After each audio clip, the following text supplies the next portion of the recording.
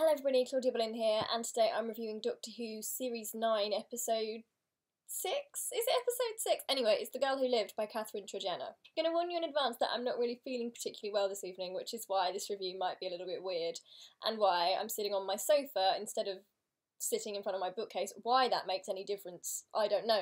But for some reason, because I don't feel very well, it feels better to be here in the living room. Don't ask me why. You might be thinking, she looks pretty happy for someone who's not feeling very well. Well, I'm dosed up on meds, and this is the result, my friends. So the episode we're talking about today is The Girl Who Lived by Catherine Tregenna, and I believe she's only the 6th woman to write an episode for Doctor Who in 50 years. So good on you, Catherine Tregenna, and also get your act together, Doctor Who. I'm uncomfortable, I'm going to move. This episode review, I have to warn you that because of the current medication I am on, and because of my strange mood, and because I'm just that sort of person, I'm going to be a bit of a historical nerd during this review. I don't want to be that person. I don't want to be that fan that's picking at the episode. So may I just begin by saying I thought it was really nice, and I enjoyed it a lot, and it was full of character moments, which is great. The lion from Great British Bake Off turned sentient didn't really do it for me as alien of the episode, but I don't mind. It was a good episode and I enjoyed it. Now, with all that said, I can get into proper historical nerd mode. Now, I don't know if you know this about me. If you're a watcher of my reviews, you probably don't know that much about me at all. But something you should know is that I'm a big history nerd. I'm a history geek, especially when it comes to medieval history, the Wars of the Roses, the Tudors, the Elizabethan era, just any part of that sort of... If the women are wearing nice puffy dresses, then I'm into that period of history, basically. So there's a little game which I've devised this review, which we're going to have great fun playing.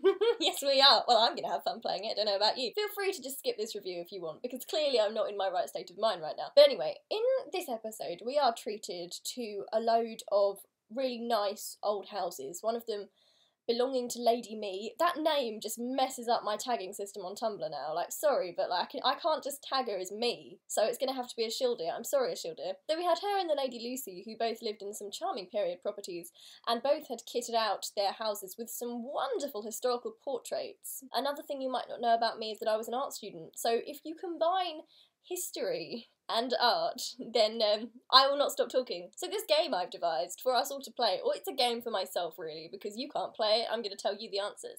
But basically I have picked out the portraits in the background of the episode, and I thought I would fill you in on who the people in the portraits are. This will also turn me into a nitpicker, so I'm really sorry about this, but there are some historical inaccuracies here which must be addressed. So first of all, eagle-eyed viewers will have seen my heroine and inspiration in life, Anne Boleyn, in this episode. Yes, she did make a cameo. The Doctor's mother-in-law and father-in-law both cameoed in this episode, in the background of a shot which I'm going to put on the screen right about now. I'm sure this isn't exciting for you guys, but it's exciting for me. It's like how in the Philosopher's Stone in Harry Potter, Anne Boleyn is actually on the... I think it's in the Philosopher's Stone, but Anne Boleyn's portrait is up at Hogwarts, which kind of implies that she was a real witch, and that she's celebrated at Hogwarts, which is really nice. But anyway, they're the obvious ones. We all know Anne Boleyn and Henry VIII by sight, don't we? Surely we do. You must. Tell me that's not just me being weird. Like, most people... Do most people know that? Okay, Henry VIII. Most people would know Henry VIII, but anyway. Above them, there's the bottom of another portrait, and me being the art history nerd that I am, I decided to scroll through portraits and find out who it was. So just above Henry VIII, I worked out from looking at the hands of this portrait that we actually have a portrait of Henry VI here. Apparently, Lady Lucy isn't a fan of Henry VII because she's completely missed him out, but never mind. This is also really interesting for me because we know that Ashildr fought for Henry V at the Battle of Agincourt, and Henry V is the father of Henry VI, although Henry VI is not the father of Henry VII. If you want to know more about the complicated history of British monarchs, then I would recommend you look up the Wars of the Roses. Now, as we all know, this episode was set in 1651. I'm sure we all realise that this is the year in which Charles I, he was beheaded a few years previously to that, so it's the first British king to be beheaded, really, by the people. The country's broken into civil war, and a guy called Oliver Cromwell has kind of taken control. He's not going to be Lord Protector for another few years yet, but he's in charge of the country, more or less. Now, the interesting part about the interior decoration of Ashildr's house is that she actually has a portrait of someone I believe to be Charles I. It looks like Charles I to me. I will put it on the screen right now. If you're another art history nerd, then please let me know if it's not, but I'm pretty very sure it must be Charles I. So she's got a picture of Charles I in her house, but not only Charles I, but she also has a portrait of Thomas Cromwell. Thomas Cromwell is a foe of mine because he had something to do with the downfall of my love in life, Anne Boleyn. But he's also an ancestor of Oliver Cromwell. Through his sister, Oliver Cromwell is descended from his sister Catherine and her line. So, Lady Me / Ashildr, whose side are you on? I must say it's a very risky move to have a great massive portrait of Charles I on your wall, especially in a socialising room of a London house where guards casually enter. Is this bad set design, or does Ashildr simply not care? We shall never know. Now, talking of general doo-doos in the show, we have a little issue here with Ashildr's costume and her general visage. As I've said, Oliver Cromwell is in power at this period of time. The Doctor even gets a pardon for Sam Swift from Oliver Cromwell, so he's in a really high position. And Oliver Cromwell was a big Puritan. You could just say he hated fun, but it's a lot more complicated than that. But one thing he really didn't like was women wearing makeup. So it was quite surprising for, probably not for a lot of people, but for a history nerd like me, to see Ashildr going out to Tyburn, which is like this big place which would now be considered it's now Middlesex, isn't it? It's now in London, with a full face of makeup and a bright red dress, because another thing Oliver Cromwell didn't like was ladies dressed in colourful clothing. I mean, he was the ultimate killjoy, good on Ashildr for flouting his rules, but that really wouldn't have happened. Now, there was one portrait which infuriatingly escaped me in Ashildr's house, and it was the damn portrait which I'm about to put on your screen right now. Now, I have hunted high and low to find who this portrait is by and who it's of. It looks to me, from the shady image we have, that it's a Holbein painting, but I can't be completely sure. What confused me is that it looks exactly like another painting by Holbein, called Lady with a Squirrel, only her headdress is a different colour in that, and the squirrel seems to be non-existent in this image. So please, for the love of God, if there are any fellow art history nerds out there, then please tell me who's in this image and who it's by. Am I missing something massive here? Is it a really well-known portrait that I have somehow missed? This portrait here in the background of Lady Lucy's house is a portrait of Anne Lady Hales, I had to write that down, by Peter Lely or Lely. It's spelled L-E-L-Y. I'm sorry, I don't know the pronunciation, but I did spend a lot of my day today looking through Peter Lely's work, and it's very impressive. You have no idea how many 17th century portraits have women in similar dresses to that, with arms in very similar arm placements, but I found it. I found it after 3 hours. I have an exciting theory to put to you all, and that is that Lady Lucy is in fact a time traveller. Why do I think this, you may ask? Well, I think it because on her wall she has a portrait which has not been painted yet. So here we have the Portrait of a Girl in Green by Sir Godfrey Kneller. Yes, this did also take me a very long time to find, and I was incredibly excited when I did. Now the problem is that this portrait, if I have indeed identified the portrait correctly, was not painted until 1702. So looking at where we are in the episode, it shouldn't actually be painted for another 50 years yet. It's so fitting that it's almost Halloween because this stuff is getting spooky. So now, my friends, we have a very exciting list that I wrote, which I'm going to go through with you now. Point number 1 on my list. How old is Ashildr?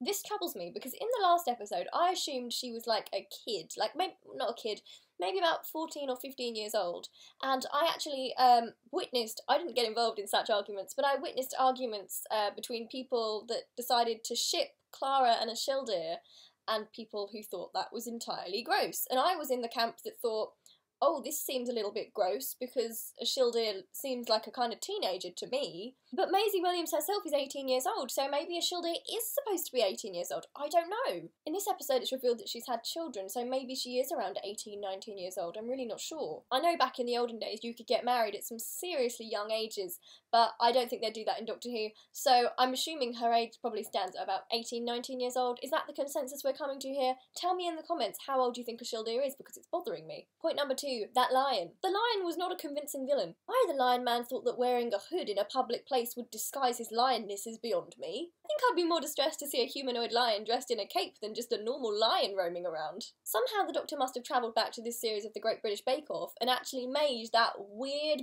bred lion creation sentient. It clearly didn't enjoy its time in the oven because now it wants to just burn us all. I'm not complaining about the lion because this episode did need a sort of generic villain-like character, but I also am complaining about the lion because the lion was just weird. Why would you form an alliance with that? I'm sorry, maybe that makes me alien racist, but it sleeps in the garden and breathes fire.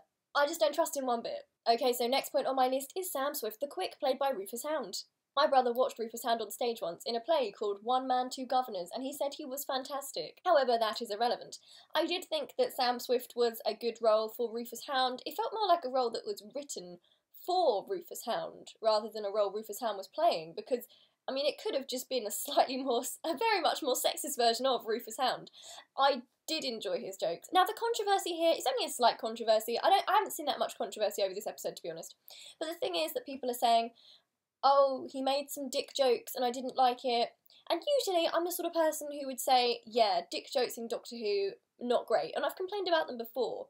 But for a character like Sam Swift to tell a dick joke, it doesn't actually bother me because it's the sort of character he is. The only time it actually bothers me is when it's a character like the Doctor, which just wouldn't do it. Love the fact that he got heckled for his sexist joke. But I did actually quite like him, actually, in the way that he's like a lovable, misogynistic character that you find so often on TV and so non-frequently in real life. TV will try and fool you on this, my friends, especially to the girls and women watching. In TV, there are lovable misogynists. In real life, there are not. My next point is Lady Me calling herself Me instead of a Shildir. It did annoy me slightly that the Doctor didn't just call her Me when Me was clearly the name she wanted to be called by. I mean, come on now, Doctor, it's a much easier name than a Shildir, I'm sure you can deal with it. I like the fact that it represented that she'd become more selfish and self-centred, and that she'd kind of had to become that way as a defence mechanism. The episode was really deep in that way and kind of emotional, and I loved watching it back because there were so many parallels between a Shildir and the Doctor, and also there was this, I thought there was a really brilliant comparison being made subtly between Clara and a Shildir. You've got a Shildir who is a young woman who can't die, and it's made her reckless, and she doesn't care if she lives or dies anymore. She's a total thrill seeker. Like Clara, she's a thrill seeker, but for different reasons. Clara is a thrill seeker because she is a mayfly. She's the woman that really does keep dying, or at least from the Doctor's perspective, she keeps dying. It makes you wonder who's the luckiest. Is it luckier to be a mayfly and have a short life full of ups and downs where emotions matter to you, or is it better to have a really long life where you don't feel any emotions whatsoever? I mean, I'm not gonna lie, if I died and some prick decided to make me immortal, I'd be angry too. When I'm gone, my friends, I'm gone. I'm not being brought back. I don't care if you give me some little tablet thing which is going to make someone else... I don't care who else is going to be immortal with me. I don't care to be immortal. And I think if I did become immortal, if someone made me immortal, I would make it my job to become a supervillain. Surely that's what any ambitious person with immortality would do. I mean, I might not be murderous, but I would definitely try and take over the government at some point. Something else I noticed and I thought I'd bring up is the fact that a Shildir/Lady Me's character is actually following the same trope as many other female characters in the Moffat era, which is that she's a young woman whose life... I don't want to say her life completely revolves around the Doctor, because it doesn't, but she is kind of obsessed with him, and a lot of her motivation has to do with him. I actually think in this instance, because we're seeing it more from her perspective and we're hearing her thoughts and she is living her life and doing things, I feel like it's maybe different to how it was with River Song, and much better, because with poor River, I mean, she was just in jail and she would tell stories of the stuff she was doing. We didn't, but, you know, we never actually got to see it. I feel like a Shildir/Lady Me has more agency, so I don't mind it so much. I do wish that all the female characters didn't have this connection to the Doctor, this like obsessive connection to the Doctor, because I don't think it is a great message really to be giving out, but I do think in this instance it was handled pretty well, especially because Ashildir's emotions and her point of view are so important in this story, and it looks like they're going to be important in a future story arc as well. Also, another important thing I wanted to note here is that it looks like the story arc is going to call the Doctor out on the fact that he left her behind and it's not going to let him get away with it, and I don't have a problem with the Doctor doing stuff which maybe isn't great, so long as the narrative calls him out on it and we have our human companions or whatever pointing out when he's done something mean so that he can learn, like with the 10th Doctor and Martha. I mean, the 10th Doctor treated Martha quite badly, but we ended with Martha on Martha's side and Martha taught the Doctor something. I don't mind that kind of thing. I don't mind it if it leads to character development for the Doctor. I just hope it does in this instance, and I'm sure it will. I think it is a bit of a cop-out that the Doctor wouldn't take Ashildir with him for a travel, even just for one trip, because this poor woman has been stuck on Earth for 800 years, and it's not a very nice period of history to be stuck in, really, is it? I mean, okay, maybe they can't be permanent travelling buddies, but he could have dropped her off somewhere a bit more pleasant. Something that some people have pointed out is that Ashildr is another one of those kind of witty, quirky female characters in the Moffat era. And again, I can completely see where that critique is coming from, and I agree that this is a pattern that a lot of female characters during the Moffat era follow, but I do think it's being much better handled with Ashildr, because you can really see, because it's from her perspective and we're shown so much empathy for her, and we see her flashbacks and we really see her living her life and we see her pain. I feel like it's made quite obvious to us as the viewer that this is all a complete facade, it's a mask, and we're not asked to do great leaps to see this either. Because she was the lead character in the last episode, and the lead character in this episode, and she's coming back, I feel like she has been well written. The line about Ashildr being trapped within her life by the Doctor, just, oh, that was a beautiful... There are so many beautiful lines in this episode. Like, Catherine Tregenna is clearly a very, very talented writer, because there were some lines that were almost Shakespearean in their beauty in this episode. One fault that I have to bring up in this episode, there was a total missed opportunity for a romance between Lady Lucy and Lady Me. Basically, there are way too many straight cis people on the TV right now, so I just look at everyone and think, I wish you were LGBT. It's not a flaw in the episode, but if I was writing the episode, then she would totally have ended up giving her immortality tablet thing to Lady Lucy. So then there's the idea of Ashildr / Lady Me becoming the patron saint of the Doctor's left behinds, really. It's all the people he's left behind. She wants to be there for, I don't know if she's planning some sort of support group for those that have been abandoned and badly treated by the Doctor. I do like that idea, it's really nice and all, but I still want her to be a villain, and I'm pretty sure she's still going to be one, judging by that sly little smirk going on in that selfie at the end of the episode, which wasn't even a selfie. Clara, you lied. It's not a selfie if someone else takes it, right? It's only a selfie if you take it of yourself. Looks like the Doctor's not the only liar in that TARDIS. I can't be the only one praying for Missy to turn up and take on Ashildr / Lady Me as her companion, can I? I just think that Missy and Ashildr versus the Doctor and Clara would be the most amazing series finale prospect. It would make me very happy anyway. I spoke at length about Maisie Williams in the last review I made because I love her, I think she's wonderful. She's clearly an amazing actress and actually someone who would play a great Doctor, I thought, watching this episode. If you're watching Maisie, then I love you, and I'm told we share something of a face. If only we shared your level of talent. Okay guys, thank you so much for watching this review. I don't know if it's long or it's short. I've babbled into this camera for what feels like a whole hour. So, enjoy. I'll see you next week for Zygons and Osgood, who is alive, even though I thought she died. But she's apparently back again. It's the Moffat era. Anyone comes back. It's fine. Death means nothing. Tell me what you thought in the comment section as usual. Don't be mean. Is there anything else I need to say to you? No. I need a drink of water and possibly some more meds. Okay. I love you loads, and I'll see you really soon. Farewell.